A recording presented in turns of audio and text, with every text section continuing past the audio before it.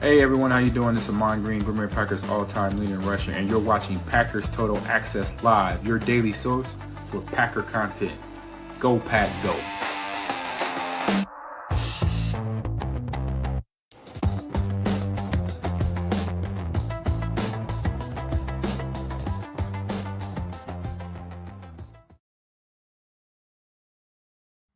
What's up, guys? Welcome into Packers Total Access post-game show. My name is Clayton. You can check us out on packernet.com. Find me on Twitter at Packers_access. Joined alongside Emilio in Tennessee. We got Tim in Green Bay.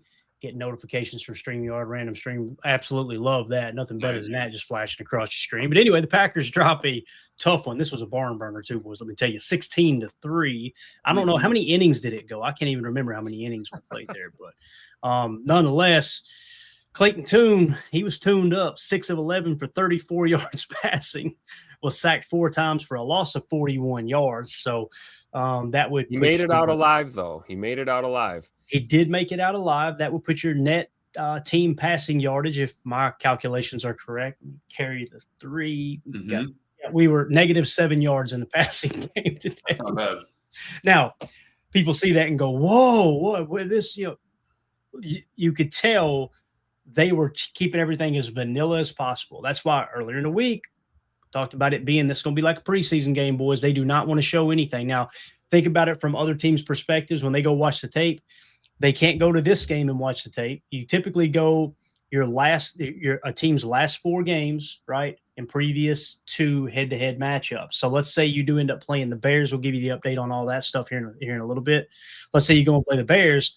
The Bears will go to their last two head-to-head matchups this year, and they'll probably have to go back, not this game, not the previous game, but the game before that to see Jordan Love tape, right? So probably watch those 4 games leading up.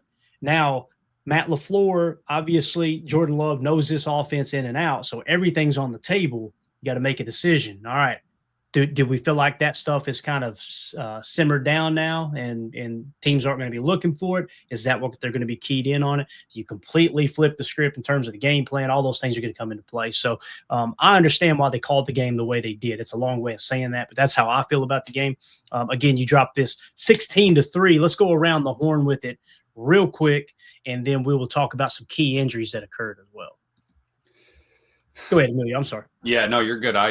Yeah, that's like me when I'm playing as Army Clay, in college football, and it's just hand that thing off left and right. I'll take the one time I try to throw a pass, get a sack. Same as me, man. On casual breakthrough on Battlefield 6, just lay back with the sniper rifle, and your teammates are coming over, cussing you out and everything. Like, why ain't you helping us, bro? I'm trying to get my kill to death up. I'm trying to do my thing. I'm trying to level up guns here, man. You gotta just leave me alone. Work with me here, man. Work with me. No, that's it. Cool to see, some of those guys out there at Home Depot and all that. You get to see Hopper. Sorrell was kind of cutting it up. So, I mean, just good to kind of get some film on these guys. Just move on. Past week 18, it's playoff time, baby. Yeah, we got to – well, go ahead, Tim, with your initial thoughts, and we'll get to Josh Martin's super chat. I was going to say I agree. I thought KT Oladapo looked pretty good in our first real look at him kind of playing in that secondary. I think he was a glimmering, shining ray of light of hope in this game today. And then Barron Sorrell, too, particularly against the run. I thought Barron Sorrell looked really good. And Nas Stackhouse played good in the middle a few times. He put some nice tape together. So it's not all doom and gloom, other than the fact that we just had to go and get Javon Bullard hurt and Bo Melton hurt in this game. But other than that, it's not all bad, right? And we knew that, the goal was the big victory would have been getting out of here healthy. And it looks like we lost that battle as well as the game today. So tough on both sides of the coin, but there were some bright spots, especially on the defensive side of the ball today. I think, holding them to 1 touchdown was pretty good. Those guys played pretty well today. Definitely. And Rob Demoski did tweet out a little bit of an update, I guess you could say, with Javon Bullard. I don't think it's horrible news, but you guys know Javon Bullard was on the turf holding his knee, holding his leg. They went to a commercial break, took him a little while to get him off the field, but it sounded like he did walk off with help, I believe, or he walked off on his own. But Rob Demoski's original tweet said Javon Bullard's slow to get off the field, one of the few guys playing today that you can't afford to lose. And then he quote tweeted that and said later, with a little bit of an update, Bullard is out of the injury tent and has his helmet in hand. Can't imagine they'd put him back in there, though. probably shouldn't have been in there in the first place. So you got a portion of the fan base that thinks, what are we doing? Sitting the starters. You should try to win this game as you go into the playoffs and create momentum. And then obviously there's people like Rob and others that are like, why was he even playing? I'm on that side personally. Yeah. Right? You know, we saw Jayden Reed out there for a few snaps, and I started getting nervous too. Like, yeah, you know, and it truly tells you, Tim, in my opinion, that answers the question of what we've said all year in terms of Bo Melton. Why is he getting these meaningful snaps coming down the stretch? He is the backup F, right? Yep. Pretty much established, I think, right? I think we would all – now, Dontavion Wick's out. You know, if he's in, maybe he's the established F. I don't know. But, again, when you see him go out and in such a meaningless game they put Jayden Reed in, that tells me that there's nobody else on the roster that can play F right now, right? Yep. So I have Reed for 8 snaps on the game. Wow. So it's like, and the other thing is you have a 53-man roster, 48 can only suit up. So at some point you're going to have to play guys that have been on the team. You know, it's, you know, our O-line's still in there. You still got D-line in there, all that stuff. So yeah, it sucks that Bo was out there and that happened. You know, hate that it happened to Bo too. But you just run out of bodies, I feel like, at some point. Definitely. Great play by Bo Melton, though, on the one he got hurt on was an incredible special teams play. Yep. Yeah. So, again, it sounds like it's positive news for Javon Bullard. Him having his helmet in hand would make you think that if they needed him to go back in, if they had another injury, then he could have popped back in the game, which tells me he's probably going to be good to go for next week. Hopefully, we'll keep our eye on that as we go through this game week for sure. Ed Madden said Bull came back on the field and was flexing his knee and smiling. Okay, that's great news then. I appreciate that update there, Ed. Thank you so much. And then the other injury that we were talking about with the F receiver, Bo Melton is questionable with a knee injury. He's one of only 3 receivers who played today. Any other 3 wide receiver sets would require Dobbs, Watson, or Reed. Okay, so obviously Reed ended up coming in place of him when Melton went out. So that what I imagine they had today going in was probably Matthew Golden jumping back and forth from the X to the Z. Mm-hmm. And then when they were in 12 personnel sets, that type of thing, probably had him playing the X and probably had, you know, the others kind of rotating in at the Z and all that. So that's kind of how I feel like it went. But let's get to the super chat real quick. Josh Martin, I think, Tim, you probably agree with this one. And again, we'll keep our eye on the Bo Melton and the Javon Bullard injuries as we move forward in the week. Josh Martin with the super chat. Morgan ain't it at left tackle. We're talking about Jordan Morgan, missed blocks and penalties. What's your all's thoughts on Jordan Morgan before I give my take? How do you guys feel about what he looked like out there? Tim, you used a reference that I thought was kind of funny, but I don't know if you want to say it on the air or not. What, when we were talking before the show? Yeah, absolutely. It's your call if you want to. Oh, yeah. I said he played like a wet diaper. Yeah. No. You know, maybe that's being a little harsh. Because, you know, to Emilio's point, he brought up a good point. You know, we've asked Jordan Morgan to do everything on that O-line since we drafted him.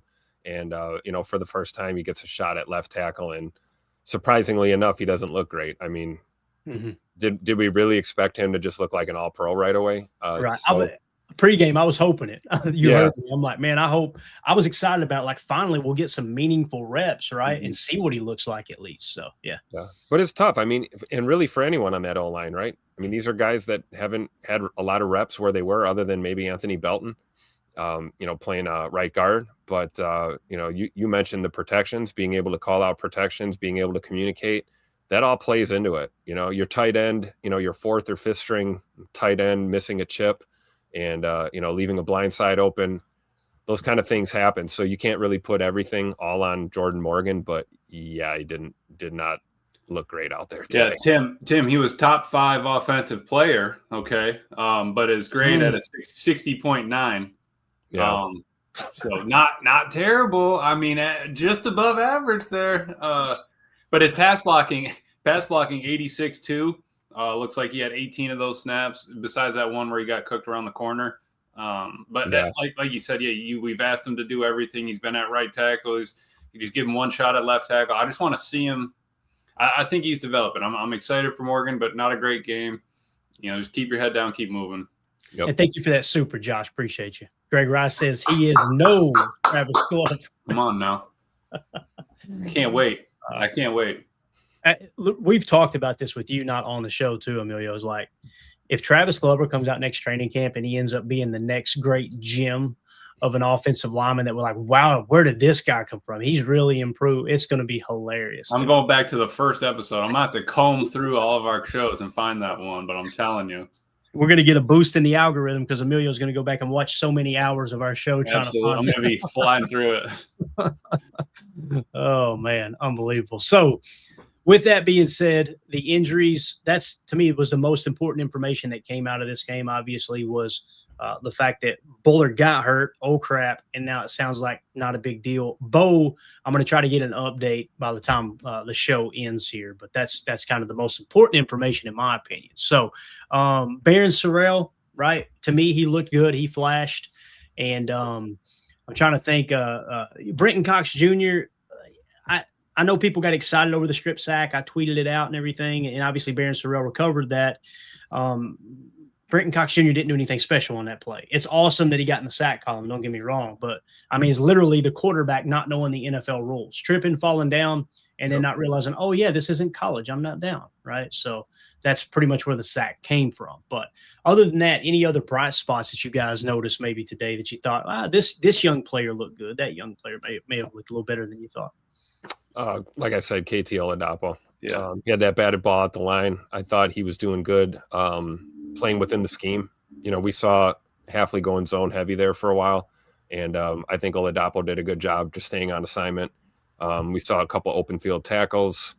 That's a good flash in my book for a young defensive player for sure. Mm-hmm. Yeah, Emilio, he looks big. Does he not look like a bigger player when you see Oladapo on TV? Yeah, and they had him walking into the slot. You saw that, Clay, where he was kind of moving the linebackers back and forth, kind of adjusting. And it's not like he doesn't understand where the defense is at. He's been here for 2 years now. He's got the same kind of time and energy into it as Evan and Bull and everybody like that. So you see that, hey, he's got all that knowledge. It's just getting him the time out there on the field because they're already having a hard enough time. Hafley was trying to get Evan and Bull out there. So imagine getting that third safety in with X and all that. So glad he got a real good shot today to try to go after that. And we had, let's see, Oladapo was top 10. He was 9th with a 59-9, 66 snaps. Yeah, just snaps. So he's out there all game. Not bad for him. 72 pass rush, and then kind of, middle of the line, a little bit lower on everything else, but not bad. I think you're right too about his body type, Clayton. He's a little bit of a, bigger safety, right? Almost like a tweener. You almost wonder if he could play a little stack backer in a pinch for you, for sure. Yeah, like if you wanted to go to some kind of a hybrid front where you throw an extra DB in, right? Yep. You could mix and match there a little bit. And again, it's a very small sample size, but that's kind of he looks comfortable playing in the box though. Like Emilio said, buzzing him down there. Yeah, it's comfortable. Yeah, the only, like Coach said, the only one was that bad drop where it kind of slipped. He kind of had it in the basket and it sort of went through his hands. If he had that, get a pick on KT. Come on. Yeah. And we got Chris here in the chat says Diggs did look like a big body out there. I thought Diggs looked fine. Made a couple good tackles. He looked pretty physical, right? We got a snap count on him. I do for you. 33 total snaps, top 2 on the defensive grades. He graded out at a 76-3, 66-1 run defense, 76-9 tackling, and a 76-3 coverage grade. Let's Not go. too shabby. We'll take that for a Packer debut. Absolutely. And keep in mind, the Vikings aren't like this strong team, right? But they were playing their starters. So You're going against Justin Jefferson. You're going against who was Ty Felton, right, out of Maryland. Yep. He's speedy. He's got that double move, and you got some good coverage there. And that's why I kind of hold back a little bit on Jordan Morgan because, like Coach Lynn was saying, it's his first game playing left tackle at the NFL level, right? And he's going up against starters. He's got Lasita Smith right next to him. All right. If you think that doesn't matter, go ask any other offensive lineman that's played the game at the NFL level, at any level, really. If you've got a backup playing beside you on the offensive line, you're getting a little bit more antsy. You don't know if they're going to help you when they're supposed to help. You don't know if you need to maybe kick down on your fan out a little bit more and help him inside. All those things matter. So that's why I'm holding back a little judgment. I was just, like I said, I want to go watch the end zone cam and actually really key in on Jordan Morgan every single rep and see how many positives, how many negatives, and if he looks more comfortable there than he does on the right side. I'd really like to kind of take a little bit bigger look at it, I guess guess you could say. But Yeah. any other grades you want to hit on there, Amelia? I know you hit on Diggs, and I agree with what Chris said. I'm happy Diggs is a Packer. I'm excited to see what he does in the playoffs. But. Yeah, absolutely. And like Halfley was saying in his presser, I need to be able to get him out there to see what he can do. He's first time he's seen him sort of in person like that, up close, and let's see how well he does out there with this defense. See how he understands it. Besides that, on defense, McDuffie graded out as the highest so far, 78-4, 26 total snaps. Then it was Trevon. Then it was Bull at 71-3, Evan at 69 flat, and Baron Sorrell at 66-4. So really, I'm happy about Sorrell. He was really putting in the grind out there. And I think he flashed the most probably. Yeah, Tim, doesn't he look like a machine?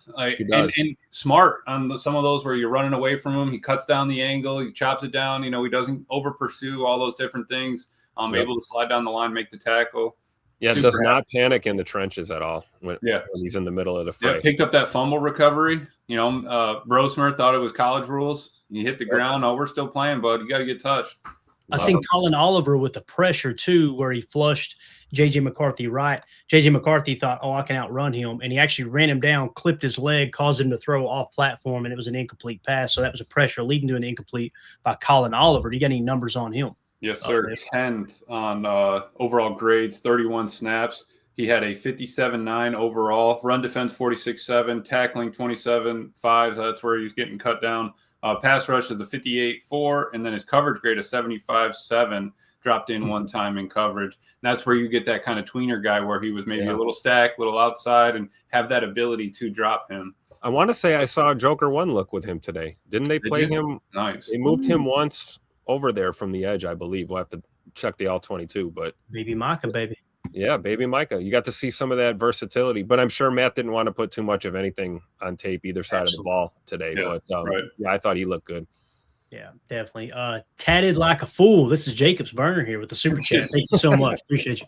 Diggs reminds me of when we got Charles Woodson. I'm going to explain something real quick here. I had basically this post right here, this super chat. I had this typed out in a tweet earlier today, and I didn't have enough hair on my ass to hit send. I deleted it because Charles Woodson is a first ballot Hall of Famer, a generational talent. I think we would all agree, right? So when you throw that out there, it makes – what are you talking about? Right. I had the same feeling when I seen Diggs out there and the way he was moving it. I'm going, this guy does not look like he should be out there on the field right now with the backups. You know what I mean? Like you could tell. I think he's going to be probably our best corner once he gets the scheme down. Now, will he be here next year at the tune of $15 million? Will they adjust it or will they just move on? I don't know. But I got kind of the same feeling there. Tatted like a fool had the Weibos to say it. I did not on X. But how do y'all feel about that comment there? Does it kind of feel like a little bit of – remember when we signed – because here's to Tatted like a fool's defense. When we signed Charles Woodson, there was nobody going, whoa, we got Woodson. Because this was Woodson who basically got ran out of Oakland, right? He got ran out of the Raiders organization, sleeping in meetings, didn't play hard. Yep. And he sure as hell didn't want to come here at first. Did not want to be here. Got into it with Coach McCarthy. One of the first practices, McCarthy had to kick him off the practice field. Like, that was, a different Woodson than what he ended up being, obviously, with the Defensive Player of the Year and eventually a Hall of Famer as well. But how do y'all feel about that comment? That's what we were talking about on the pregame, right? You get a guy that gets a change of scenery and you get a resurgence in your career. You get better output from the player. It's more inspired play from your guy. So in that respect, I can see the similarities. I'm not going to put Diggs and Woodson in the same category until we see how this playoff run goes and how things look in the long term. But I definitely get that vibe, right? Because at first it's kind of an under the radar thing. It's like, oh, we got him off waivers. Clearly he didn't want to be down in Jerry World anymore. We're banged up. We need some depth at corner. Why not? Well, today we got a pretty good debut from him. And if he puts another performance like this together against Chicago, or Philly next week, we can start having these conversations about that type of impact, especially if we end up going on a run, Yeah. No, absolutely. And just being able to lean on somebody like that, Tim, got a little bit of experience. He knows Micah, He, they were boys. Essay was talking about how much of boys they were, and he was the first time we were talking yesterday. Hey, why you keep taking all our guys? And I'm just happy that we're giving them a shot. Right, we're gonna get Kenny Clark back next. Could you imagine? I'm telling you. So, but that's it, man. You just got to give him a shot, give him a chance out there. If it doesn't work out, all right, fine. What, 500,000? I mean, that's nothing, right? Low risk, high reward potential. Absolutely. And you have to have, sometimes Clay talks about it all the time. Sometimes you just need a little bit of veteran in there just to help you out. What's it going to hurt having, 4 more years of experience back there?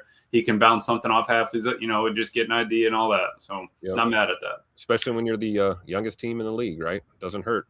Absolutely. Professor Cake says, I'm calling it now. Diggs, pick 6 next week. How awesome would that be, dude? Let's go. Like Al Harris just taking it to man. That would be unfreaking believable. Mike with a super chat. Thank you so much, Mike. He said, there is no way, in my opinion, he leaves Micah. He will sign to stay. Mindset is huge. That's the vibe I got, too, when he was talking to the media the other day, because I do think the Packers are going to try to restructure that a bit and lower that cap number a touch.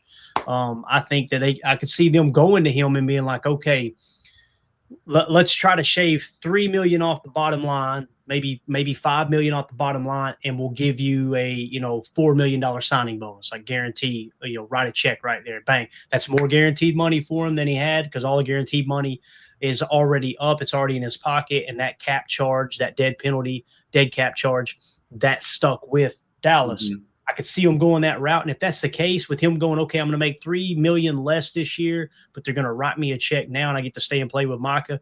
I agree with what Mike says here, Tim, that I think he probably would take a deal like that. Something to that effect. I think so too. I do. And plus, he can always call his boy Micah. Micah's got the bag. If he's a milli short or something, maybe he'll spot him a few Benjamins, hold him over. But I think you're right. A little bit of a restructure to make more sense for the team. And then, Diggs is in a position where, he knows he's going to be on a competitive roster and have a chance to go, compete for a championship and at least be a playoff team and have a nice, middle to ending part of his career. There could be a role for him long term. And, there's every opportunity here for the Packers and him to kind of just meet in the middle and make this make sense. But I think Mike's spot on here. There's a reason that he clicked, like you said, from day one since he got here, much like Micah did when he first arrived. So now you've got that chemistry. He's got some familiar faces, not just, relationship with Micah, but, his relationship with Coach Ansley, mm-hmm. On our staff. So a lot of reasons why I think you're right. I don't think he's going to make it real difficult on the Packers when it comes to negotiating that. Dude, and Tim, to the relationship, he was college teammates with X at Alabama in 2017 through 19, right? You run that red Tampa 2, all those different things that Saban was kind of working, and you get that little connection back. Hey, and you already have the feeling, all right, I look over at X, he gives me one signal that we did back. It'd be like Rodgers when he goes, he gives him one look, tugs on the jersey, and there you already know, right? So if we can get that happening on defense, I love that. And why would it hurt if we get, a guy that has those kind of skills, those kind of ball skills? It's a great point. Jaco says, I'll say a 2-year, $13.5 million. So here's the deal with I actually did a Patreon article over in our Patreon group, patreon.com/Packer Fan Total Access. This is his current contract structure. Diggs is okay. So if it's hard for you guys to see, I'll go ahead and lay it out there for you, kind of explain, especially for those on the pod. So this year, he only counts for $470,000 for the Packers cap. Okay. Next year, that cap hit will jump to $15.5 million, mm-hmm. but there's no dead cap attached.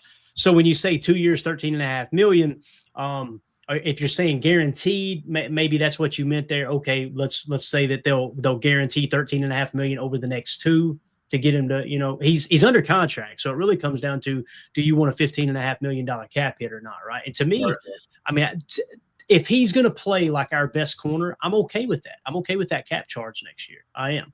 I just think that the Packers will look for a way, like we show here, $14.5 million is base salary. You're probably going to look to convert some of that so you can kick that cap charge down the road a little bit, maybe pile it on to 2028 and then reset by the time you get there, because that will be the end of that 3-year window that we talked about. Mm-hmm. So you're going to kind of look at Jordan Love and everybody after 3 years and go, okay, let's reassess.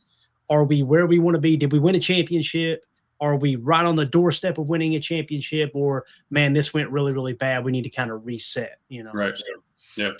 Number one corner money. We got away with it paying what Key six a year, something like that. And, we've been kind of living off that for a minute. And then you get, all right, Ja was 19 or something a year.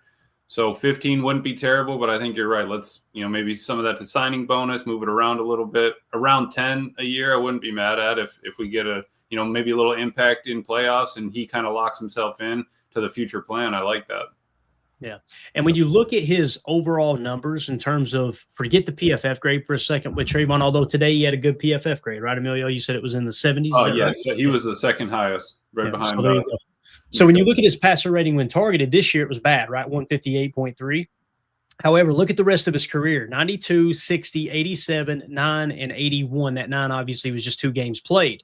When you look at the Packers cornerbacks and their passer rating when targeted this year, Javon Bullard, 95.3. Of course, he's in the slot. So you're really comping. What you're comparing Diggs to is Keyshawn Nixon and Carrington Valentine. Keyshawn Nixon's passer rating when targeted, 106.5. Carrington Valentine's 126.1. So if you took his average of 153.8, 81, 87, 60, 92, you'd say it's probably in the 80s is what he averages out to his career. That would make him the best passer rating when targeted on our entire team in terms of outside corners. So that would kind of establish him as probably the best corner we've got. Now, if he continues to play at the 158.3, that's a different ballgame. That's cheeks, and that's how he's played this year, right? So I hope it looks more like he did today. I hope he continues to build on that type of performance, because I feel like we don't necessarily need Trevon Diggs to be this stud star corner. We just need a guy out there that we can, like you said, his veteran presence. He's dependable. Yeah. He's going to be in the spot he needs to be in. He's not going to freelance in man coverage. He's going to play the right leverage, things like that, being able to communicate. I'm okay with it, man. I hope he continues to build on this performance, because he looked good today for sure. Right. And just to that, Doug was saying there, Tim, the league's moving away from big money shutdown corners that are mostly valuable in man. If you play mostly zone, what's a good shutdown corner? Yep. It's just that kind of look. It's not Revis Island anymore, right? It's not where we're just shutting down one side of the field. You got a lot of motion. You got a lot of shifts. The wide receivers aren't just staying on one side. There's so much more to it. I would be completely happy with that. And I think, if we need to put them in man, fine. We can maybe do a little half zone, half man if you want to do one of those looks here and there. But I'm totally fine with him dropping in cover 3, cover 4, playing the ball, coming downhill. He had a good tackling grade here. He had a 76.9 on the tackles just in that game. So, and that was the other thing Happy was saying. All these guys coming in here, all the guys that didn't play a lot, when was the last time they actually had a tackle drill preseason? Right. It's we're thumps from then on, uppers, and that's it. Yep. So you got to really, make sure you're making contact and drive through. And again, just keep in mind that Trevon Diggs was, by the consensus big board, ranked 30th in the draft the year he came out. And you'll notice there's some cheeks corners in this draft. Jeffrey Okudah, bust. C.J. Henderson, bust. Christian Fulton, bust. A.J. Terrell, bust. Trevon Diggs got a second contract, pretty good payday. He's still in the league, and what we think will probably be our number 1 corner as the roster sits here on January the 4th, 2026. Jeff Gladney, bust. Jalen Johnson, solid pick there for the Bears. I think we would all agree. Even better person, too, by the way. Noah from Auburn, I'm pretty sure he was a bust. Don't know where he's at in the league. And then Damon Arnett, I'm not sure if he's still in the league as well. So when you look at those corners, the Packers went and got the best cornerback, well, probably the second best cornerback, depending on what year you want to count, because Jalen Johnson did lead the league in interceptions one year as well. He got one of the top 2 corners in that draft that year for nothing, right? Didn't have to give a pick for him. So Goody down there pulling Emilio, hitting the thrift shops. You know what I'm saying? Dude, Clay, you don't want to get in front of me in recruiting, man. I'm telling you. I'm spinning it back there. But you go to the consensus big board, go to safeties, I'm sure you'll see X right up there too. You're looking back on it. We got, 2 or 3 top 32 players from that draft. That's crazy. Yeah. And we actually had talked about the other day, you went out, and I don't know how long he'll be here. He may be cut before this thing is actually live as a podcast. But you went and got Desmond Ridder, right? and we done a little bit of an article on him as well. You could tell what Goody's doing. He's kind of getting an early shot or an early jump on the offseason, signing some of these players, And when it comes to Desmond Ridder, people go, oh, he's a bust. He's a bust. I get that. I understand. He's not played well at the NFL level, but they said the same thing about Malik Willis. Well, when they added Desmond Ridder, as you'll notice here, look where he was at. You go back to the 2022 draft class, Goody now has on his roster the top quarterback in that draft, according to the consensus big board, with Malik Willis at number 10, and then the third best quarterback at Desmond Ridder, both on the roster. It's just wild. It's wild to think. What a quarterback class that was. Malik, Kenny Pickett, double gloves, Desmond Ridder, Matt Corral, Sam Howell, Carson Strong, Bailey Zappi, the only dude that can spin it. He had the college football history for passing yards. That's just unbelievable, but you just don't see any of them anymore. And we have two of them. One of them we've turned into a great player, Malik. Yep. And Jack Cohn there from Notre Dame. No, I remember people were talking about him in the draft process. I went, you don't want to do that. I watched who? Exactly right. I wish I could say who, but I don't think he's in the league anymore. But as Coach Lynn says here, get Ridder in our system and see what happens. Daryl says Ridder has potential. So, yeah, I agree. I think that it's going to give him his best shot. Will he work out? I don't know. Like I said, he may be cut before we hit the playoffs. But if Malik Willis does walk in free agency, what it tells me is they probably had a similar grade on Desmond Ridder that they did Malik Willis in that draft. And that tells you, okay, throw him on the practice squad unless somebody poaches him and work him in. And maybe that could be Jordan Love's backup next year. Maybe Malik Willis gets paid this offseason, and you get another comp pick for that. And you're starting to allocate some resources going into draft season, which, Did he really? What'd you think of Tune, Clay? Coach over here said Clayton Tune looked solid to me today. When he wasn't getting picked up off the turf. That's the hard part, right? I disagree with Coach. I didn't see anything with Tune, and Coach knows this way better than me. He's evaluated talent way more than me. Obviously, being a coach, I have zero coaching history. When I watched him, I wasn't impressed. But to what Tim said, very true. It's like, did he really have a shot today? I seen people dogging him over that pass, that flat pass or RPO, whatever it was, that kind of looked like it went backwards. The ball got tipped at the line. They're failing to mention that, right? It's like he never really had a shot, I don't think. So and I have Tune here, second lowest, just above Wiley, but 51 snaps. He had a 44 flat overall grade. He had a 32.5 passing grade and a 70 run grade. So. And what Coach Lynn was saying was like talking about him scrambling. He did show good ability scrambling with the ball for sure. Yeah. Mike with the super chat. Who do you truly want next week? The Bears D. Our offense needs to cook. Lightning in a bottle. Here's the thing. It doesn't matter who we play, in my opinion. You're going to have to play the best team if you go on a run anyway, right? That's how I always look at the play. I never look at it, not that Mike is, but I never look at it like, man, I hope we get a bad team early so we can get a win, To me, it's like, all right, you're in the that when you're the 7th seed. Yeah, just go in there and just try to smack anybody in the mouth. Go find the biggest person in the room and sucker punch the hell out of them. How did we do that against Dallas, right? Yeah. There you go. Yeah, good point. Feels like it was a lifetime ago, don't it? But Mike, to your point, man. Get ready to go. Yeah, we want to see this look all day long next week right here. And I'm keeping eyes on this game. It just kicked off. There's 12 minutes left here in the first quarter. Lions have the football. Again, if you're wondering what's on the line here, I got to put this up. I could just read it off, but, man, this BJ Raji picture just makes me so happy, man. Look at this guy right here. You kidding me? Looking like That's me. Play after Thanksgiving dinner. Yeah, right? No, that's after me. After a second helping of pie, right? That's me getting in the swimming pool on July 17th. I don't know what y'all talking about. So, playoff game in Chicago. So Packers wildcard road trip. It'll either be Chicago or Philly. Okay. So if the Bears lose, but the Eagles win, we're off the Philly. If the Bears win, we head to Chicago. So just the Bears win gets us into Chicago next week. If the Bears lose and the Eagles lose, we still go to Chicago. So essentially we need the Eagles to lose today, but they're playing the Commanders, and I can't imagine the Commanders are going to go out there and really try to put their best effort forward. They're wanting a better draft pick, right? So I think the Eagles probably win their game. I'm hoping the Bears beat the Lions because I want the Bears in the first round, not because I think they're the worst team. I think, although we would all probably agree they are not as good of a team as the Philadelphia Eagles. Maybe you guys disagree there. But I just want to go in there the first round and smack Chicago in the mouth because they have ran that mouth all year long. And I do think we match up really well against them. It'd just be fun to end Chicago's season in the playoffs. I agree. I'm with you.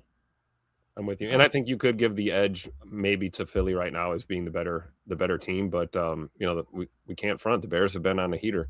And, it is what it is. So I'm with you, Clay, though. I think it would be huge just, in the moral category of things for a team like ours that is on a 4-game losing streak heading into the playoffs banged up. It would be awesome to go into enemy territory against your division rival and bounce them out of the playoffs. That would do huge numbers for, guys' morale in that locker room, and would really that's the kind of win you would need to spark a run if you're banged up in the postseason, right? You go down there and beat, a tough divisional opponent on their own turf. That would be huge for this young team, I think. Tim, we'd be clipping it like that Cobb touchdown, man. Yes, sir. That's it. I mean, and just the way that, the Bears fans are, for them to take an L in Soldier Field in the playoffs to the Packers. Love it. Sign me up. Definitely. All right. So just keeping an eye on it here. I can get it on the full screen. So the Lions are marching right now. They're down to the 21-yard line, looking at about a 3rd and 3. What do you got, Amelia? What's wrong with you? You saw that video, right, Clay? That pic reminds me of the big boy grilling on the roof MVS posted. Remember that? Grilling? Yes. Dancing. Oh, man. Him and Kenny Clark going back and forth on social media. That was hilarious. My favorite, though, was what was the picture he showed of Kenny Clark? Kenny Clark posted a picture of, was it CJ from the original Grand Theft Auto San Andreas? Oh my! Did MVS look like him, bro? Dude. They had the best rivalry going back and forth, man. So much fun. I love those kind of roasts, man. Like casual, but just like a nice zinger. That you need that. Absolutely, man. Yeah, the way that guy was dancing too, and didn't he just had the bibs on, but no shirt underneath. Yeah, right? But the bib barely. It was an extra small bib. Yeah, there was some hanging on. It was hanging on for dear life. Yeah, there was some movement, man. So, yeah. God, I love the show, man. I hate it, but I love it. You know what I'm saying? The Lions are down inside the red zone now. They're moving the ball pretty well. Looks like the Commanders have the ball at about their own 15-yard line, roughly. It's 1st and 10. I don't know who is their quarterback now with our boy out. I'm trying to think, is it Washington or Johnson or something like that's his name? But swing pass, little lead swing outside, and the Commanders pick up a first down. Come on, Commanders, let's go. Not Mariota. I thought Mariota was there. Well, he's not playing though. Here lately they've been playing this other cat. I don't know. It says Johnson, whoever that is. So Josh Johnson is his name. Okay. Yeah. Don't worry, nobody's listening anyway. Last week he had a career high against Ear Muffet here. SA 8.6 yards per pass attempt last week against Dallas, career high. So Dallas's defense continues to get worse without Micah, obviously, and now without Trevon Diggs. So that's a good question. Joe says, isn't Philly resting everyone? I hope they are, but I think they have a chance to improve their seeding too, Joe. I'm not sure, though, if you guys want to fact check that for us. I greatly appreciate that. So let's see here. Is there anything else you guys want to hit in terms of the Packers-Vikings game, or do y'all want to just kind of keep this conversation going? Well, it's over with. We got that going for us.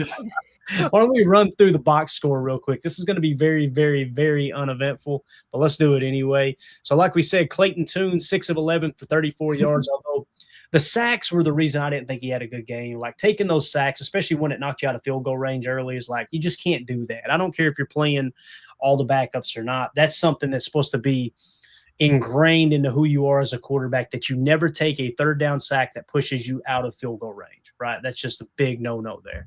But nonetheless, J.J. McCarthy, 14 of 23 for 182 yards passing. To me, he looked bad, boys. I don't know about y'all. And he just acts so weird, too. Like, when he got that first down and he got up and got called for taunting, and the official grabbed him like, hey, get back to your huddle, and he acted like the official was assaulting him. Did you see him? He was like shaking and falling away. I'm like, what's wrong with this dude? He's really strange like that. Official might have saved his life. I don't think another 2 or 3 seconds of that, Keyshawn wasn't going to tolerate that. We already know that. Yeah. Doesn't have that big Michigan O-line protecting him, Clay. Yep. And that running game too, right? Yeah. Coach Len hits it on the head. J.J. McCarthy is cringe. I'm telling you, it's just something that's you guys know what I'm talking about. Y'all have got one, and everybody's friends group's got one, right? They're always welcome to all events, but man, at least 2 or 3 times at said event, you're like, all right, man, just shut up, dude. You really, I don't think you realize just how low your social IQ is. So, yeah, Stephanie in the chat says JJ McCarthy's a goober. When do quarterbacks taunt? Yeah. Exactly, right? And that's what the announcers were talking about too. So, running the ball, Chris Brooks 13 carries for 61 yards. Emmanuel Wilson 18 carries for 44 yards. I love E-Will, but that minus 19-yard run was just Lord. You can't do that. Just can't do it, man. I was waiting for him to just give himself up and just fall down and take the 5-yard loss, not I walked away 17-yard loss. I thought that was a kick return. Honestly, I walked away. I came around the corner and I looked and I was like, 2nd and 30. What just happened? I think he thought he was going to be able to switch the field once he realized that play was absolutely blown up and he was knocked back. I think he was thinking maybe I can cut it back, and then all hell broke loose back there. Yeah, definitely.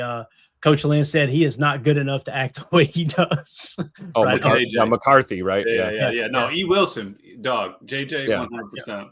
Yeah, absolutely. Yeah, he's talking about McCarthy. Yeah, E. Wilson, dog. JJ McCarthy, puppy. The old saying, be who you can afford to be, right? Like some people can get away with acting like that. But yeah. Sushi Bagel in the house says, but was he really playing against true NFL caliber quarterbacks today? I don't know if he's talking about there. Were we talking about a specific defensive player maybe? Or regardless, it holds true on either side of the ball, no matter which team you're talking about, right? There wasn't really an NFL caliber quarterback playing in that game, in my opinion. So, but yeah, it was a tough watch, man. I ain't gonna lie. There was a couple times I was sitting there like I found myself just scrolling on my phone, and that never. Well, I mean, they were saying McCarthy had a fracture in his throwing hand, right? He was dealing with, that must have been from patting himself on the back too much, and he got a fracture. So that might explain some of the poor throws today. Yeah, United Bates says JJ practiced all week in the mirror. Dude, I want that picture to come back out where he's got the one in the locker room and then they put Caleb's face over him. Oh my God, those are unbelievable. Every quarterback who's played bad at some point this year has had their face transposed onto JJ McCarthy's body at some point, which is absolutely hilarious. So, oh man. Running the ball, like we said, Clayton Tune, there's the 4 scrambles that Coach Lynn was talking about, 4 for 23, right? Pretty good there on the ground in terms of just making things happen with your legs. Jordan Mason, I kind of talked about this in the pregame show. I didn't think they would miss Aaron Jones. Jordan Mason, I feel like, is a better running back than Aaron, at least today at their points in their career. Jordan Mason, 14 carries for 94 yards. Ty Chandler, 10 for 23. Nothing really to talk about too much there. JJ had a pretty good day there. Justin Jefferson, 8 catches, 101 yards. No surprise, right? Did he get any catches on Trevon Diggs? I don't remember him having a catch on Trevon. It just seemed like he was always on the opposite side of the field. But yeah, I don't think we saw them lined up more than once or twice maybe together. Right. And we probably wasn't just playing straight man coverage. I imagine we were playing some pretty vanilla spot drop most of the day. I feel like we didn't see very, very much man at all today. Very little to no man looks. Yeah. And I know many people wanted to see Matthew Golden play, and I get it and everything, but on the day he was targeted 3 times, had 1 catch for 8 yards. And again, it didn't feel like you were truly – I didn't see – and I'm sure they were there just at a minute amount. I didn't see any dagger concepts right off the bat. I don't remember seeing any slot crosses. I don't remember seeing any wolf. To me, it felt very spacing based, like, hey, let's try to run the ball. If they take the run away, we'll just dink and dunk it underneath. Okay, immediate pressure, roll out. Now it becomes a scramble drill. So that's why I don't – even the receiving stats here, I don't put a whole lot of stock in. But Matthew Golden, 3 targets, 1 catch for 8 yards. So again, hopefully he can put it together. Hopefully he gets more opportunities as well. But you gotta get down. You gotta hammer down that choice aspect of the offense before that happens for sure. So defensively, Jamin Johnson was the linebacker we were kind of talking about in the pregame. So we were right there, Tim. The 3 linebackers ended up being Tyron Hopper, Isaiah McDuffie, and Jamin Johnson. Do we have anything on Hopper, Emilio? You may have pointed that out earlier. I apologize. Yeah. No, you're good. I don't think I said it. I tried to avoid it for a second there, but Mr. Hopper, no, I think I did. Second from the bottom, 67 total snaps. He had a 43-8 overall, 45-4 run defense, 29-7 tackling. That's really what brought him down bad. Pass rush, 54-5, covered 52-4. I'm not mad at him. He had 2 total pressures, 2 hurries, it looks like. But I'm glad Hopper got some burn. Really, we just need to get him out there. 3rd round pick. You got to see what he's got. You got to get him chances, and it's not like he gets him out there when Quay and Cooper are out there because McDuffie's that 3rd backer to come in anyway. So just good to get him out there, get some reps, learn from it. Good tape watch stuff. Yeah, definitely. And Coach Lynn says, was Stenovich calling plays today? I'm not sure who was calling the plays, Coach. I do know this. There was a couple of times that they showed the camera on Matt LaFleur, and just reading his body language and his facial expressions, and he looked at the field, walked away. It was like he wasn't as animated as he usually is. To me, it looked like a man that was like, oh, I wish we could just turn this thing loose and cut their ass up. But it's not what's best for the team. I wonder if we were really 50-60% scripted, going into this game. Normally you might script your first 10 or 20 plays maybe or whatever. Right. But I mean, they must have been working with a limited call sheet, like you said, just to try and keep guys safe. And, when you've got all these backups and practice squad guys out there, your job as a coach is to give them a chance to succeed. And if they don't have a full grasp of the complexities of your offense, you definitely don't want to, start calling play action, naked boot bombs down the field when you can't trust that A, the protection's going to hold up, and B, that your receiver is even going to run the correct route. So it's just a tough spot to be in as a head coach, It did look like his play sheet was a little bit thinner. He had the folded one. Normally he's got the tall, rectangle sheet one. He got the one that folds up 3 times. So probably preseason offense there. Like Emilio in college football, just switch right over to the favorites page, right? Don't even go through the play. Yeah, I got a nice TCU air raid offense. I'm telling you. 3 plays. 3 plays you run, don't you? 5 wide streaks. Let's go. 4 verts. Yeah, that's it. His opponents always say, "Why don't you run that other play?" So hey, you can hit the number 2 against cover 3 if that. He's either running 4 verts or he's calling draw plays. That's it. Yep, that's it. Oh man, Detroit is leading 3-0 over the Chicago Bears with 7 minutes to go. And the Commanders and the Eagles are tied 0-0. Again, in order for us to play the Bears in the first round in Chicago, we need the Eagles to lose or the Bears to win is what we need to have. So we just need the Lions to hold Caleb under 270 passing so he doesn't clear 4,000 for the year. Oh, that would be unbelievable if they still didn't get a 4,000-yard rusher. Yep. No, because they can't be adding on the playoffs and now we hit 4,000. It's like, dude, come on, you get 2 extra games. You still can't do it. We got a black and white photo the last time it's never happened. Love it. All right, and the Commanders are rolling here. They're down to the 5-yard line, looking at a 2nd and 5 from about the 6-yard, or 2nd and 4 from the 5. I think it is. Yeah, 2nd and 4 from the 5. So we'll keep you guys posted on that. So Jamin Johnson, what did he look like on PFF? Not that it really matters. He's 48, right? Yes, sir. Number 48. I have him as a number 11, just behind Colin Oliver. 67 snaps. He was in for every one of them. 54.6 defensive grade total. Run defensive of 78.9. Tackling 69.4. Pass rush 51.4. His coverage grade was what hurt him. 40.5. And it was like I remember seeing it on the that one dig route where it was maybe 13, 14 yards deep. He was dropping into coverage and just kind of shuffled towards the sideline a little bit, opened up that inner dig lane right there by the in between the numbers and the hash. But besides that, not terrible. That's how I felt. I felt like I was seeing really good things from 48, and then you'd see a play where it's like, oh my gosh, what are you doing? Mm-hmm. We even saw that on one of the pass rush reps. He got engaged and just did not get off the blocker quick enough, and ball carrier streaks right past you for another 12-yard gain. Yep. But then he would put great plays together too. So I think that's another guy who maybe flashed a little bit today. Another glimmer of positive hope here during this tough time to be a Packer fan, right? They do have him as one hurry, Tim, for the pressure. You know who was tearing it up, and Jacob would be super excited? Mr. Brenton Cox. 6 total pressures, 1 sack, 2 hits, 3 hurries. Yeah, he did a great job of setting the edge today, man. Yes, a heady game, right, Tim? Very heady game from Mr. Cox. Yes, sir. That's exactly what they said on the telecast, by the way. They said, what a heady play by Cox.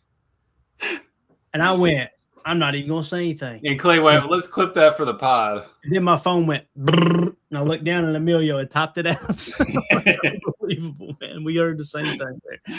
So Barron Sorrell, though, man, 8 total tackles, 5 solo, a sack, and a tackle for a loss, and a fumble recovery.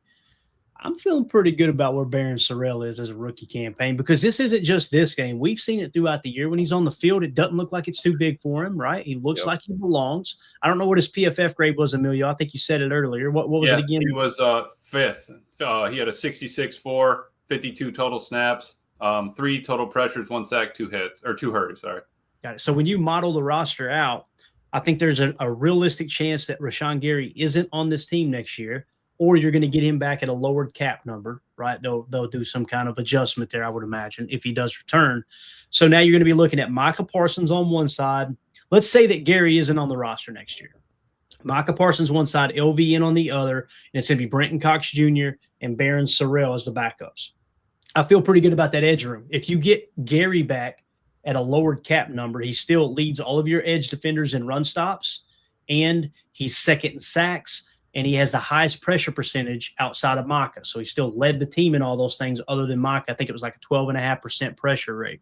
If you get him back at a lowered number, there's no reason to even look at edge unless somebody falls right in your lap in the draft, right? You're pretty well – I feel like you're pretty well set there. The focus on defense, in my opinion, needs to be 3-tech. And if Quay isn't back, as some of the reports are saying that the Packers are leaning towards moving away, if that's the case, then you need to find that next stack backer. If you don't feel confident in Hopper, if you don't feel confident in McDuffie, might want to grab that in the draft as well. Feel good about our safety room, right? So for me, if I were to prioritize on defense, and again, I'm not saying this is more important than offense, it's just strictly defense. If you were to prioritize what's the most important positions you need to attack on defense, I would think 3-tech. You still don't have your 3-tech of the future, no matter how many people believe Devontae Wyatt is that dude. He's a good football player, but it's such an important position. You need to keep trying to find that next great one.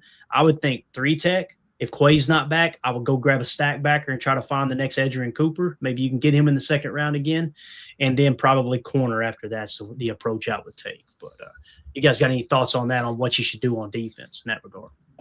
I just think about Colin Oliver. We talk about his versatility too, so if you feel good about going that route with the edge, maybe you do start looking at Colin Oliver playing stack backer if you're not going to go draft somebody.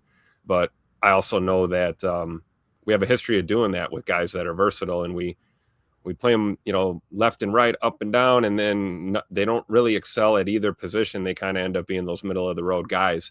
I think you got to find a home for a young player and let them develop. So I'm kind of keeping my eye on what they're going to do with Colin Oliver, because it seemed like they used him on the edge today more often than not. I think we only saw him in the middle a couple of times. Yeah, no, that's it. And I mean, I think you're spot on there too, Clay. Interior on defense and offense. It's where it starts every play. I think that's where we just need to go after. Looking at second round and on. Maybe some Iowa guys up front for the offensive line, and then find a couple dogs on defense that are ready to play. And the Bears did just now punt, so the Lions have the ball back at their own 23-yard line, and they are leading the Bears 3-0 as it sits right now. And in terms of the Commander game, the Commanders and the Eagles are tied. It's Eagles ball now. I'm not sure what happened there. I was talking while that I think he missed a field goal. 24-yard field goal. Fire Rich Bisaccia's ass into the sun. How dare he? How dare he? You're an amazing person. You know that, don't you? If you guys haven't noticed, every time somebody has a special teams goof across the league, I always blame Rich Bisaccia. That seems to be the popular thing to do here in the Packers sphere. So that's crazy that he missed a chip shot like that. Because you guys remember when Moody was like one of the highly touted kickers coming out of the draft, if I remember correctly. Wasn't he actually drafted? Am I thinking right?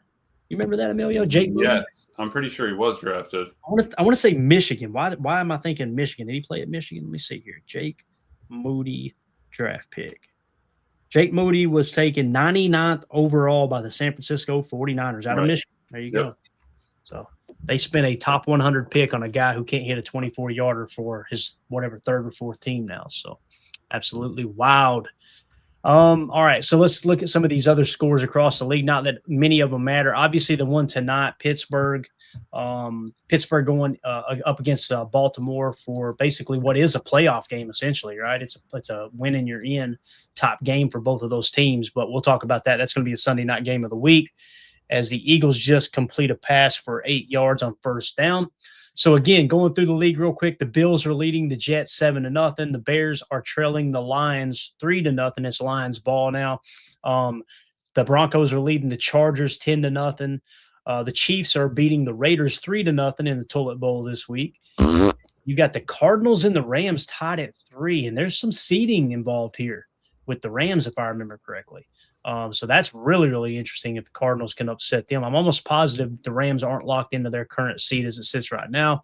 Patriots are beating the Dolphins 14-0. Man, Mike Vrabel has got that team humming up there in New England.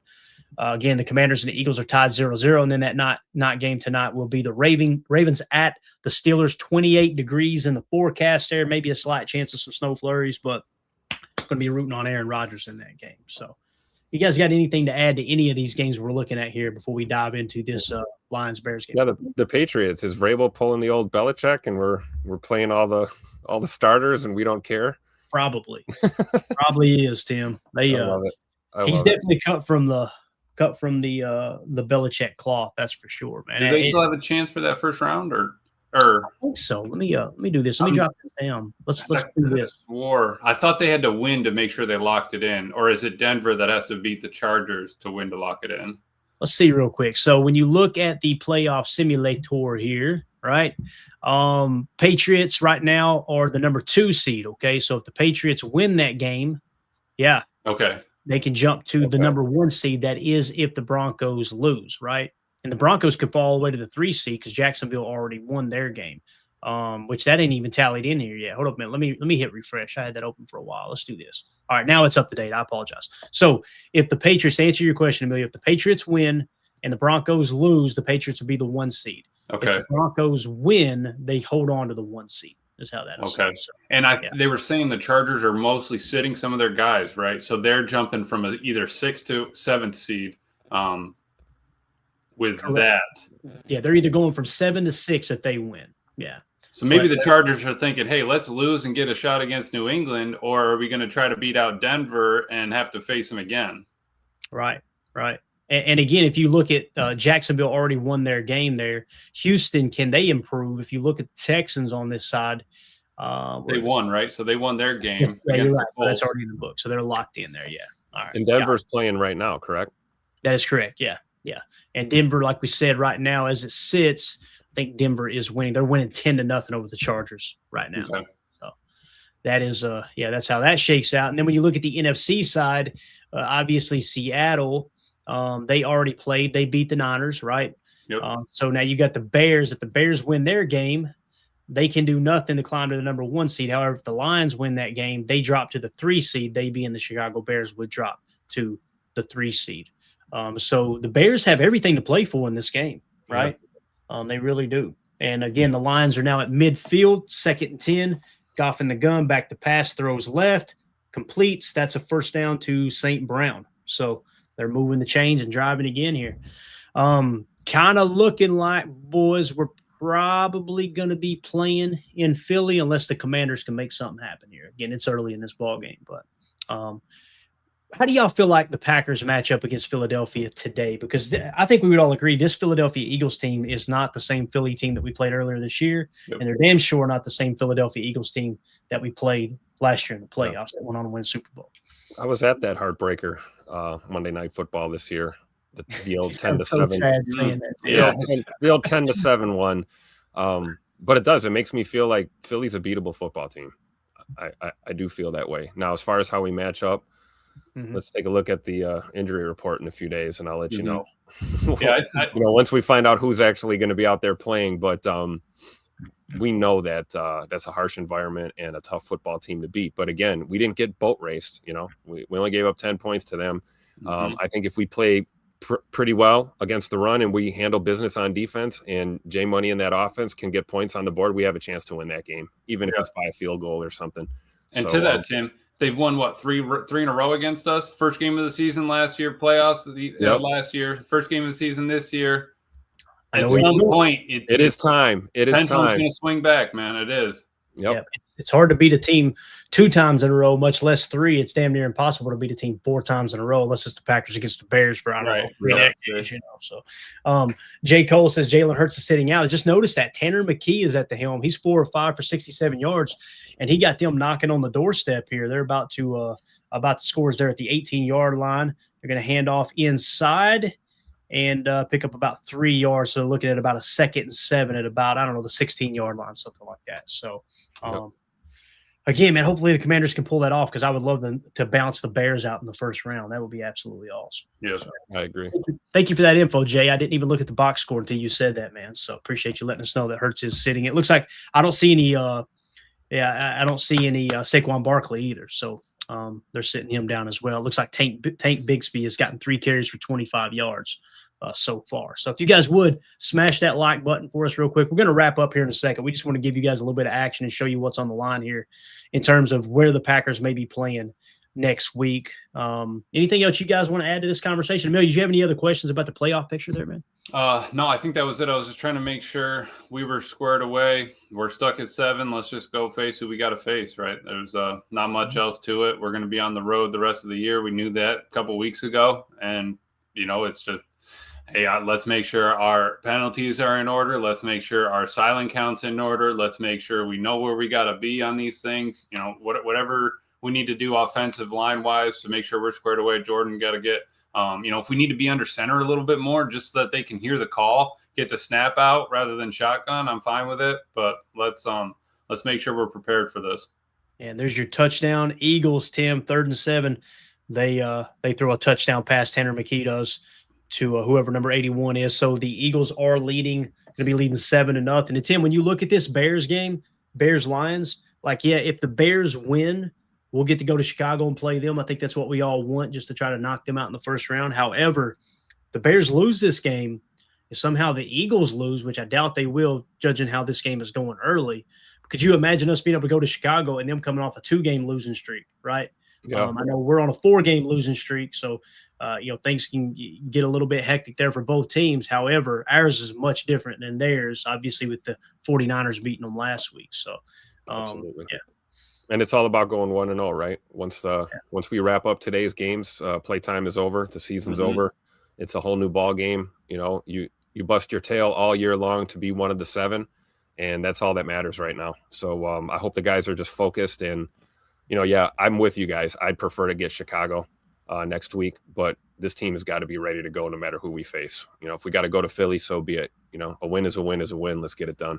Yeah, that's what Ed Madden says here, Emilio. Thanks, guys. Hope Tom, Jacobs, and everyone is healthy next week. I think they'll all be out there, to be honest with you, man. Yep. I'd be very surprised if Zach Tom and Josh Jacobs aren't playing next week, or even limited in that matter. I think that they're going to lay it all out there, all hands on deck. Last game of the season, you can't hold anything back, just like Coach Klein said on the Water Boy. You know what I mean? You can't hold anything back. So, curious to casual in with the super chat says Clayton, Morgan, and Monk play today. Thoughts? I kind of talked about it a little bit earlier, Chris, with Jordan Morgan. I got to go back and watch the end zone cam. I didn't feel like he was horrible, like some people were saying. And I've seen a lot of that online. And again, you got to kind of look at, he's playing next to Lasita Smith at guard. You got Clayton Tune, brand new quarterback, practice squad caliber quarterback out there. You had all these backups in and out of the offense. I just want to focus on his one-on-one matchups. That's what I want to key in on. I don't like the penalties. As we mentioned earlier, there were some penalties, right? At least one that I know of. Might have been multiple. But I want to key in on his one-on-one matchups. What's his pass set look like on the left side? Does it look different than the right side or not? And that's just stuff I can't pick up on the TV copy, man. I'm getting old. My eyes are bad. So I know, Emilio, you kind of talked about it, though, with the PFF grade, right? You already mentioned Morgan. Do you remember what it was roughly? Yeah. You got to be exact. No, you're good. Morgan was we had Morgan as the 4th best with a 60.9, and Jacob Monk was 2nd best with a 70.5. Both of them playing 51 snaps, all offensive snaps there. Not terrible. Darian Kennard had a 59-1. Basically, our right guard set, it was top 10 is right guard, center, halfback, left tackle, right tackle, left guard, Musgrave had 2 snaps. Then you had Emmanuel, Bo, and Jacoby Kinney-James. I'm just glad that I see the offensive line being up higher, even though we, had 4 sacks and stuff like that. I'd rather see that wall being built, protecting whatever quarterback's back there, whoever's back there, moving this offensive forward. Yeah. So with Monk, I mean, that seems like pretty good news, right? 70.7 run blocking. He had a 54.2 pass blocking, but I did see him kind of grading out there. He was he was making it happen.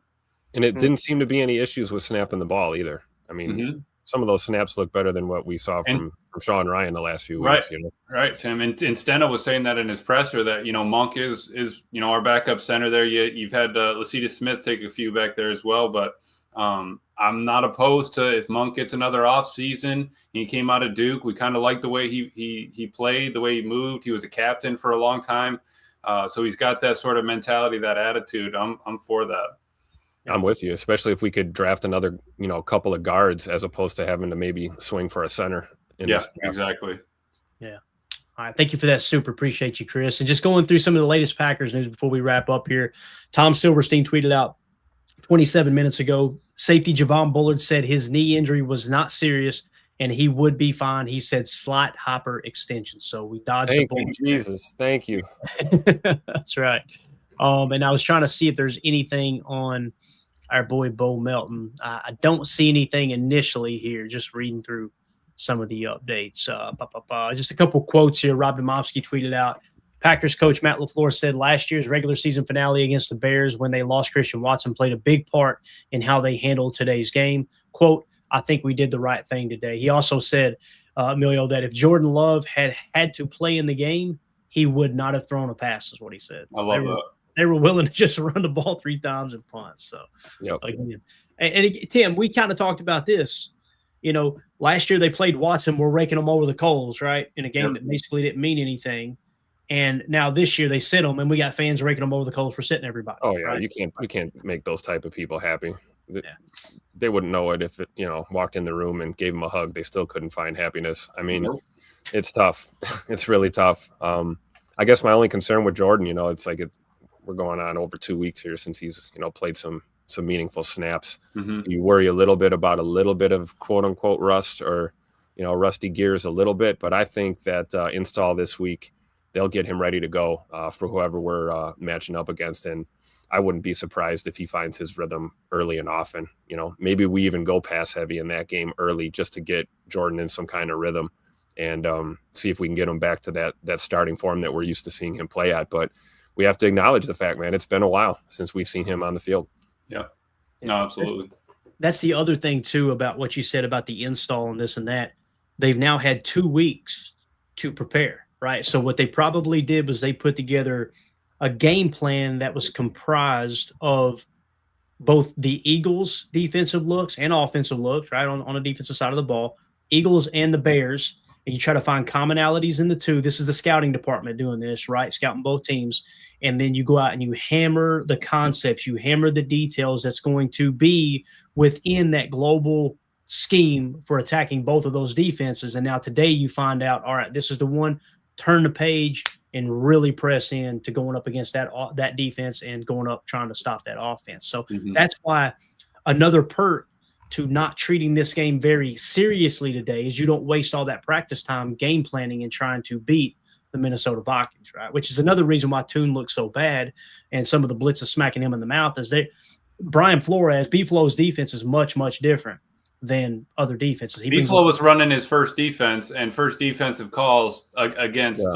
third string off preseason offense, right? You get a couple mugs up there, you get no communication amongst the O line, but they don't, it gets crisscrossed and you get a blitzer up the middle, it's a wrap. You're not getting that thing out in 2 seconds. You got to love what you set the protection and then the defensive line identifies it in 100th of a second. And it's like, okay, it's not going to work out well.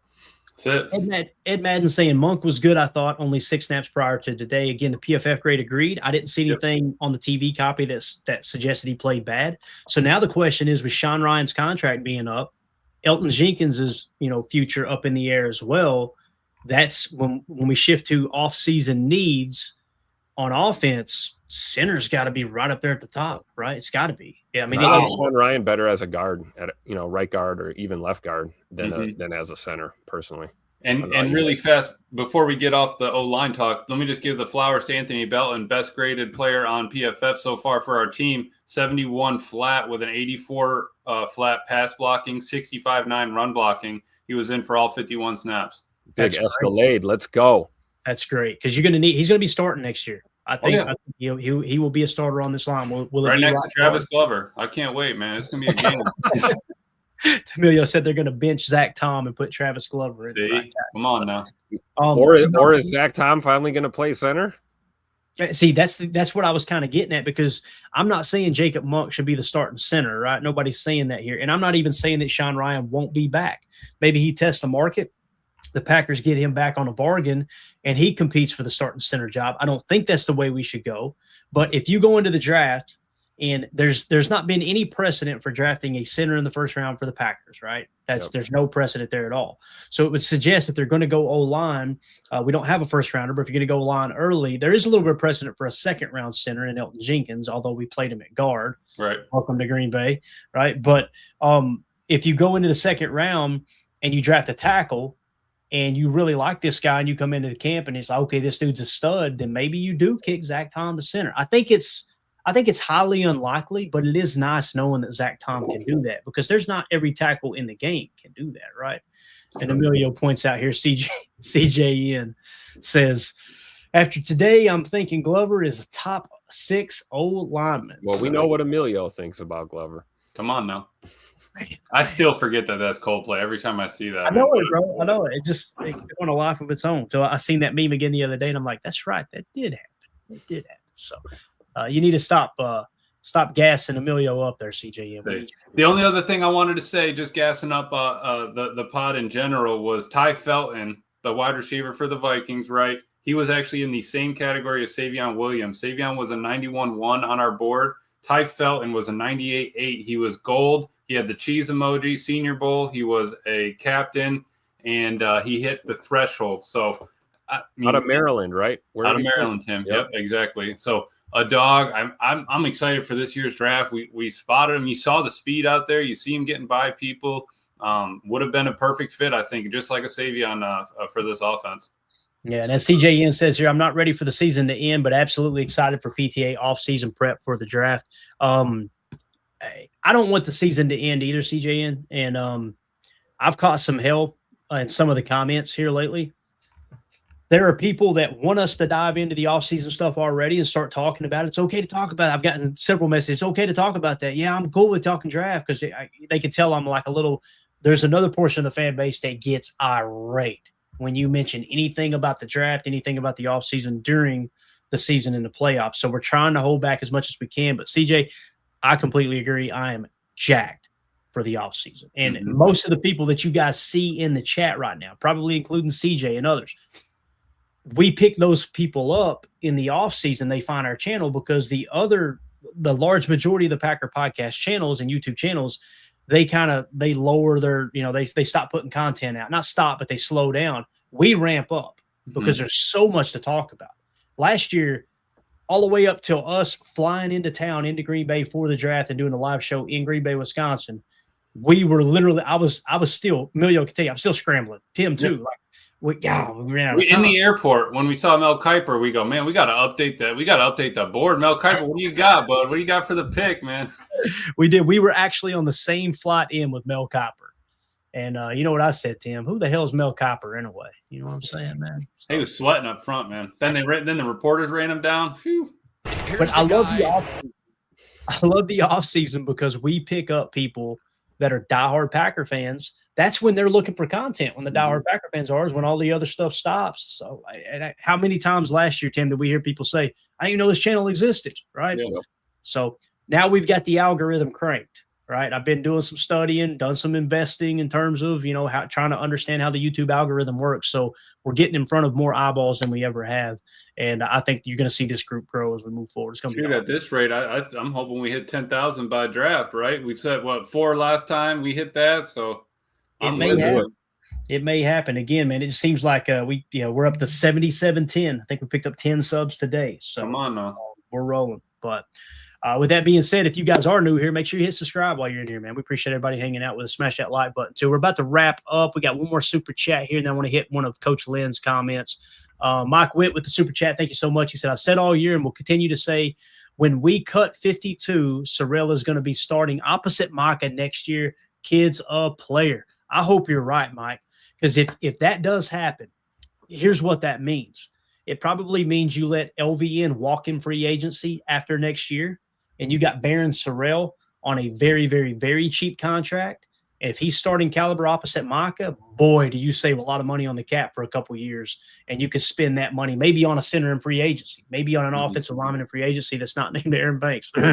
But with all that being said, I really – that would be awesome. I personally think LVN is going to take another step. To me, he took a step this year, and I'm excited to see what he does in the playoffs. It's becoming more and more obvious to me, though, that Rashawn Gary, his best football is behind him, although he's still playing, I think, good football. PFF agrees, too. Like, it's when you look at the PFF grades, he's always there. I think he's grading out 70 this year, right? Like, you don't want to just dump a player like that, but you got to save some of that cap. Now, if he don't want to play on a discount next year, then you could cut him outright and free up $11 million. You got to ask yourself, is it worth it to free up $11 million to not have Gary next year? I think I'm there. I think I'm there with Gary. You guys know I'm the biggest Gary fan on the face of the planet, but there comes a time when a player, his best football is behind him. And there's been you don't want him to be a progress stopper for your next man up either. It's the way you've got a lot invested in a lot of these edge guys. Right. It's a tough decision, And the only thing I would push back on would be just we're going to get a little younger if we do that, right, Clay? We're every year we gotta. It's a give and take. Yep. And the give and take aspect of that is Gary has the most run stops of any edge defender on your team this year. So you've got to remove all of those run stops. And he plays the majority. No, he doesn't. Remember, that was another knock on him, was he's kind of splitting reps with LVN, splitting reps with other guys, right? So I'm telling you, he's very effective against the run, and that's why he was voted the 80th best player in the league last year by his peers. And I don't really put a whole lot of stock in the Pro Bowls, but he did make the Pro Bowl last year. But with that being said, I'm just saying, don't be surprised that run defense takes a little bit of a hit. Although LVN, in my opinion, he looks like he's capable of doing that. So yeah, and Mike Witt with another super chat. Appreciate you, buddy. He said, and if I am a Vikings fan, I wouldn't be happy about that victory. They beat us by 10 with 13 with us playing our fifth stringers. LOL, what a joke franchise. That's a great point, Mike. Thank you for the super. And Harrison Smith, it looked to me like he's probably done. Ham too, right? CJ Ham, what a dog. Yeah. Fullback. Hey, that was the position back in the day, man. Fullback, you don't get a lot of love, but I'm glad he got a couple touchdowns. Everybody there, you saw it in his eyes, and just you got to still give respect, man. For all those guys, especially Harrison Smith, playing 14 seasons, all with the Vikings. That's crazy impressive. You don't have that very often now. It's true. Yeah, definitely. All right, thank you for that super, Mike. Appreciate you. Anything else y'all want to hit on, boys? I'm going to hit refresh one last time and make sure we're not missing anything. We'll give y'all an update on these two important games. The only other one, Tim had this one starred back a little bit. We just wanted to hit it, was Coach Len said, how are teams going to scout us in the first round? Teams have no good film on us in like 5 weeks. It's a great point. I think that was Matt's by design. That was Matt's goal, right? That's what he was looking at. I feel like after the second loss, he was like, first or second loss, like, all right, man, maybe we dial this back. You're looking at the saturation. If it's the Bears, they have our games that we played against them, and then what? You're not getting any tape from this game and stuff like that. So I think you're spot on, Coach. We might be able to catch them a little bit. And plus, as much as the personnel has moved around too, even since we played Chicago last. So, we're going to have I guarantee you a little bit of a different look when we come out against, Chicago or Philly for that matter. Two teams that we've, are very familiar with this year and last year. So I think we're poised for a good matchup either way. And Tim, for those teams, Philly, Chicago, it's not like they've dialed back too much. Maybe this is their only dial back game, but they've been trying to win. They've still been bringing out their offense. They've still been running their plays to try to keep that streak going to get their positioning. So we have a little bit more film on them on where they're wanting to go with it. It's a great point. Yeah, definitely. I was trying to look something up real quick. You guys keep talking for just 1 second. We'll wrap up. We're almost done here. Great minds think alike, though, Coach Lynn. That's what I was thinking. You beat me to it. You know, like you wonder what we really have put on film, and especially looking at today, right? Vanilla as vanilla gets on both sides of the ball. Great job by our staff. You know. Mm-hmm. I think so. And Bates said it perfectly here. He said he might do some ayahuasca tonight and watch A-Rod. Watch A-Rod's game in a bush out back. Let's go. I love it. That's hilarious, man. I want to hit this real quick. Rick, I see him. He's had several comments here in the chat talking about Gary and the run stop. He seems to think Gary is just the most run stops because he hasn't been hurt and been out there all year. When you look at the run stops here on NFL Pro, all right, we'll try to zoom in where you guys can see it. You'll notice Kingsley Enagbare had 9 less run stops than Gary. Gary only had, 24 more run D snaps than Gary than Enagbare. Yep. So this idea that Gary is much lower in run stops is just simply false. Believe me, I've been tracking it all year, been watching it like a hawk for sure. And again, he had 1 less run stop than Kobe Wooden, who is your touch spy 1 tech. His job is to stop the run. That is his sole focus as the nose tackle / shade / 1 tech in this majority nickel 4-2-5 look, right? And when you look at his run D snaps, he had 61 more run D snaps than Gary and only 1 more stop. Mm-hmm. So Gary has been good at stopping the run, although people will continue to try to, make it sound like he hasn't. And I don't understand that hate, man. It's mind-boggling that no matter what the situation is, people have constantly just tried to find a reason to Gary's a problem. Gary's a problem. Gary's a problem. He's a run-setting edge. He is what he's been his entire career. It's tapering off. I've got to the point with Gary where I was with Aaron Rodgers. I felt like the team was better with Aaron Rodgers on it, but there's so many people that like to hate on one specific player. I just want it to be over. Mm-hmm. I just want them to get rid of Gary, and that way nobody. Now, what will happen is that portion of the fan base will find someone else to pile on. I'm sure it'll be his fault, and it'll be someone else. So, and games don't matter. He says, but Enigbare's played as many games as Gary. Games, that's the most misleading way to tally stats. It's a per snap basis. Yep. When you go off games, that's like, remember when LVN came out of college, he's never started a game, and people were too lazy to actually look. Yeah, it doesn't show he started a game. But that's how Iowa does it. Iowa has their upperclassmen, like their seniority. They start one play, they come out, and then LVN was on the field, right? So, which is why LVN fit in well here with the rotation that we were already accustomed to running. Absolutely. Yeah, definitely. And again, if people disagree with the heavy rotation at edge, I get it. I understand your frustration with that. But when you try to pile on a player because they're not getting as many snaps as a Max Crosby or a Micah Parsons or exactly. Guys that are absolute. Yeah, definitely. Reza in the chat says, I appreciate you guys. Very great analysis and input. Very informative. It's going to be a solid playoff run. Go Pack, go. Great year, PTA crew. Thank you so much, Reza. Appreciate it. I love that energy. Solid playoff run.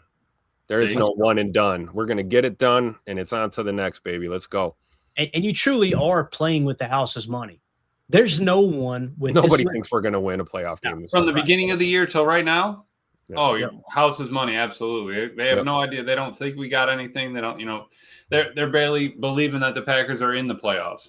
And I bet you Tupac LaFleur and Shug Hafley are going to be in their bags in this matchup. I think we're going to get to see that offensive and defensive playbook unleashed, regardless of how banged up we are, right? It's win or go home time, leave it all out on the field.